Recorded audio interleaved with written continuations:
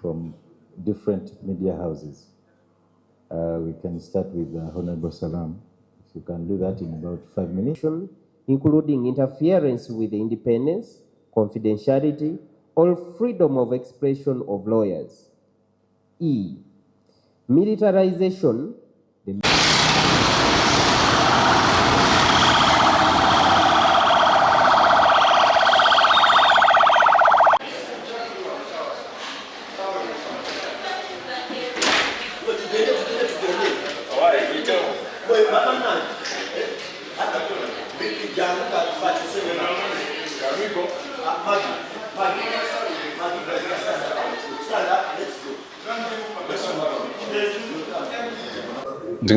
nga tuzetulanga nti nga 26 gw'omukaaga olunaku lw'ekalakasa bannamateeka mu ggwanga lyonna era olwaleero kye tukoze tulagidde bannamateeka bonna engeri gye balina okwekalakasaamu naki kye tugenda okukola era okutandika n'essaawa eno tubasabye bonna baggalewo ofiisi zaabwe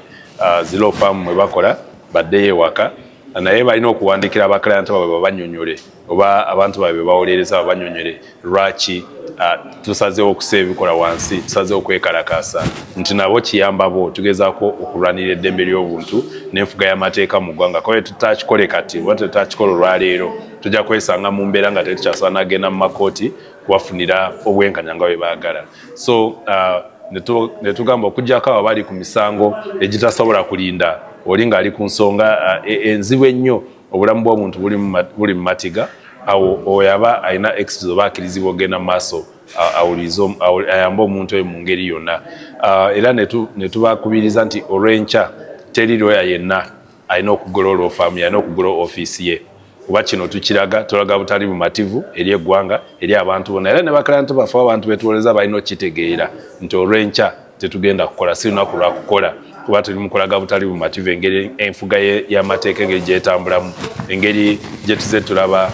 ne kooti zaffe ze tulina mu ggwanga tebasaba kitiibwa mu nfuga y'amateeka era ne tubasaba balooya kye bagenda okukola olw'enkya baddeyo ewaabwe mu byalo bagende basomese abantu banyonyere abantu ba bulijjo ewaabwe gye bava obuzibu obuli mu ggwanga tuze tulaba abantu engeri gye bawambibwamu abatulugunyizibwa ate kooti nazo zennyini ne zigenda mu maaso ne babasindika mu makomera mu ngeri enkyamu so n'olwekyo twatadde olunaku lw'enkya ne tugamba nti ffe obuvunaanyizibwa bwaffe nga bannamateeka okutuukiriza obuvunaanyizibwa bwatuweebwa mu tteeka eritutondawo nga bannamateeka tugenda butuukiriza nga tutuukirira muntu wa bulijjo yenna gy'ali era ne tugamba abantu afazaali oli agende ku malaalo ewaabwe mu kyalo buli omu alina gye bamuziika okulaga obutali mu matu abantu betulabye abafudde abamu batulugunyiziddwa abamu bafudde mu mbeera etategerekeka naye nga mu mbeera eyo tulaga butali bumativu abantu ne tubagamba tewabaawo okwekalakasa okwokukuba ebintu okwokulwana okwokumenya ebintu by'abantu obumenyi bw'amateeka kuba okwekalakasa kwaffe kuli mu mateeka tekumenya mateeka tetwagala kwonoona bintu tetwagala abagenda okugenda ku makubo nga bakuba abantu basika ebintu bavaayo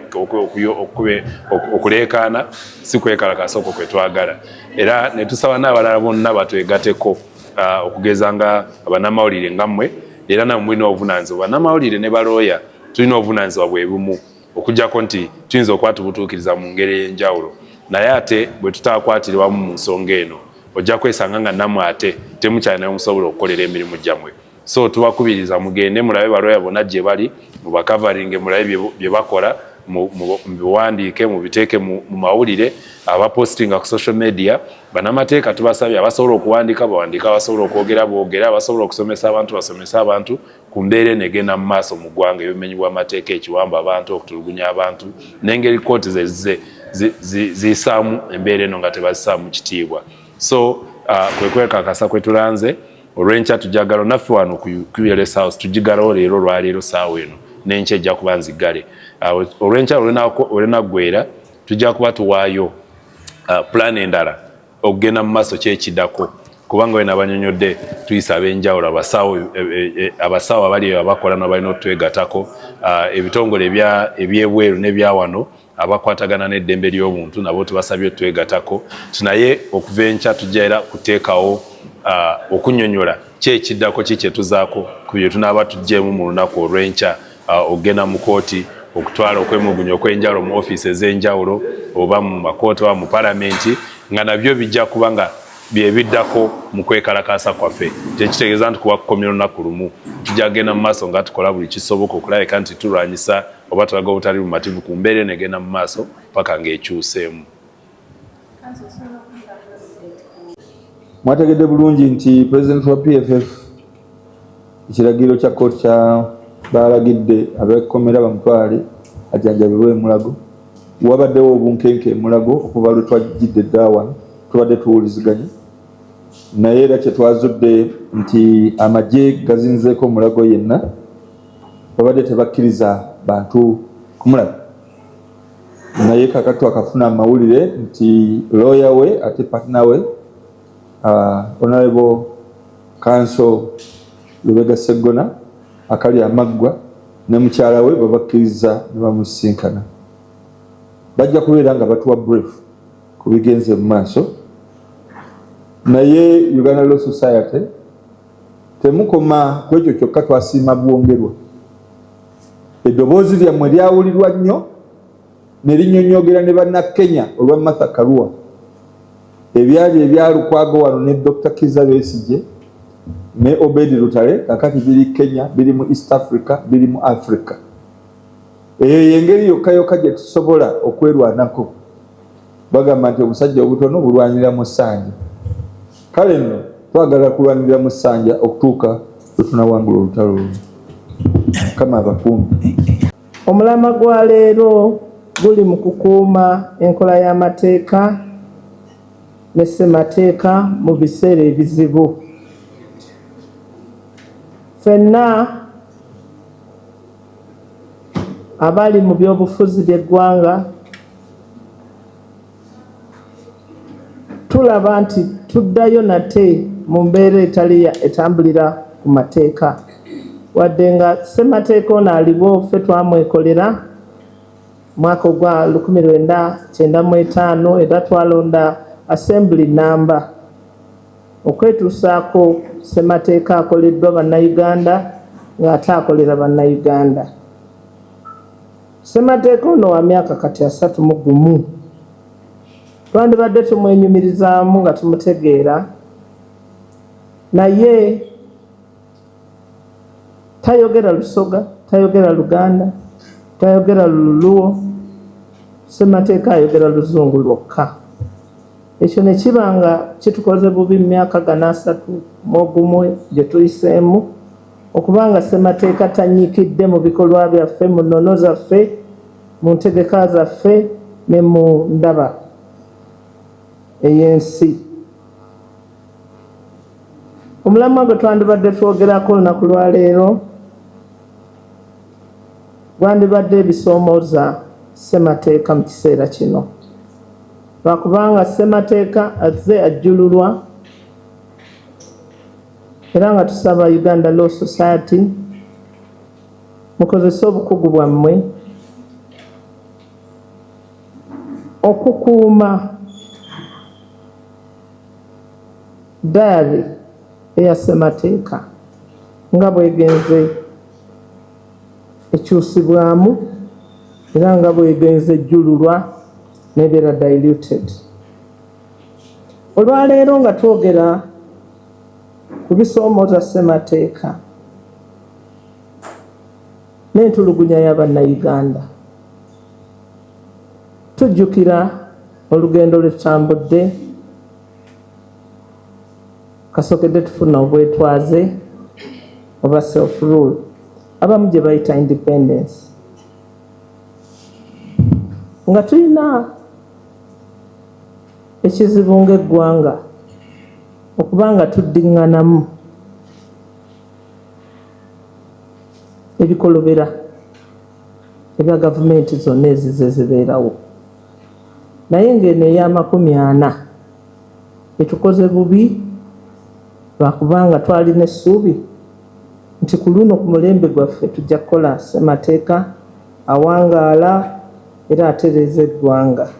Kyetuva tusaba Uganda Law Society etuyambe ku bino, kubanga United Nations system eyandibadde ekuuma human rights standards etuli wala ebeera eyo New York, oluusi nekyalako Geneva, oluusi nebeera ne regional offices, naye tuli wala. Wakati mu kutambuza standards ezo, human rights standards, tusaba Uganda Law Society ebe etterekero ne ekijjukizo ekyebyo mu bantu bonna. Era ne tusaba Uganda Law Society nti African Union nayo is a distant voice. Eri wala eri mu Addis Ababa. Oluusi ebigendererwa byayo tebituuka waffe wano e Uganda. Nayo bakole omulimu ogwo ogw'okunnyikiza human rights and human security. Eno nno yo African Union ennimi zeeyogera tezinnatuuka wano. Kkiririza mu mateeka wadde constitution era nga mweteefuteefu okukola ebiri ebweru wa constitution n'obutayagala kuvunaanibwa nga kitaawe bw'ojja nti ye president w'eggwanga ali mu ntebe mu kiseera kino. Tutunuulira mutabani w'omukulembeze w'eggwanga alina n'ekibiina ky'ebyobufuzi ekiri mu kibiina ky'ebyobufuzi ekiri mu gavumenti eky'NRM ng'asobola bulungi nnyo n'okupaatiikamu sipiika wa paaliyamenti ne baminisita kwegamba n'akola gavumenti eyiye wakati mu gavumenti eriwo. Naye nga constitution etunula ne bannayuganda nga batunula. Tuli mu Uganda gye twagala ebeere wansi wa constitution na n'abantu abasinga obungi baagala obukulembeze obussa ekitiibwa mu constitution naye nga tebulina maanyi, tebalina maanyi. Tuli mu Uganda erimu omulembe ogufuŋŋamye era ne gutufutubbala ku bannayuganda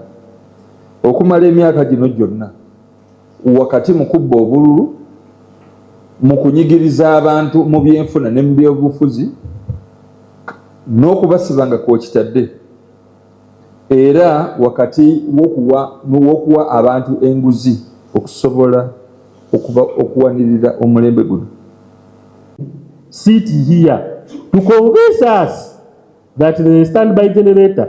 is worse than